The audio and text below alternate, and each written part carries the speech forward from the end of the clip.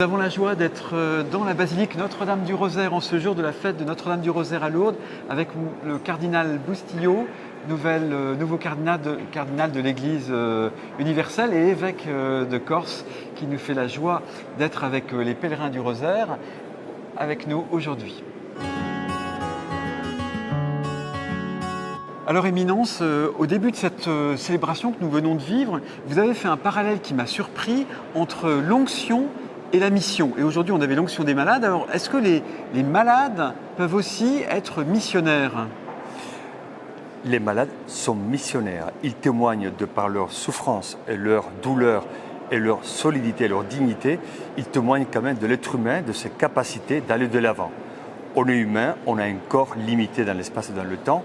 Donc, il est normal que nous vivions de moments de fragilité. Ce qui me semble important, c'est de tenir dans la fragilité, d'aller de l'avant malgré les difficultés et malgré les combats. Parce que vous le savez, la vie humaine, c'est quoi ? C'est lutter et aimer. Lutter et aimer. Et quand on lutte, il faut être musclé à l'intérieur.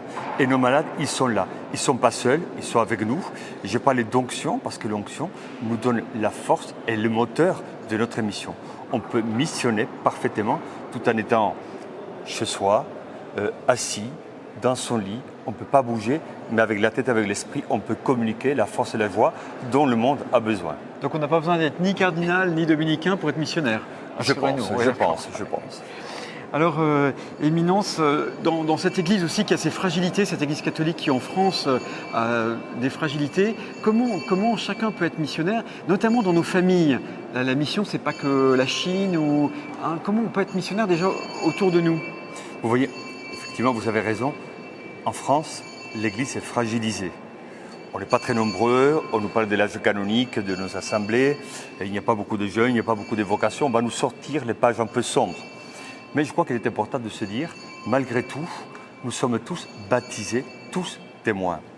Le Seigneur permet, et le Seigneur créatif est créateur, donc il nous permet d'être témoins, peut-être dans des lieux assez curieux, assez inhabituels.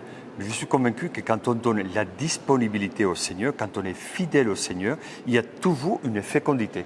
Et la fécondité passe par la capacité de vouloir communiquer, transmettre quelque chose de bon, de bien, l'amour finalement aux autres. Mais il faut peut-être un peu réveiller ce tonus missionnaire de l'Église. On est un peu inhibés quand même tous. Je suis convaincu que notre passion missionnaire, elle est un peu anesthésiée.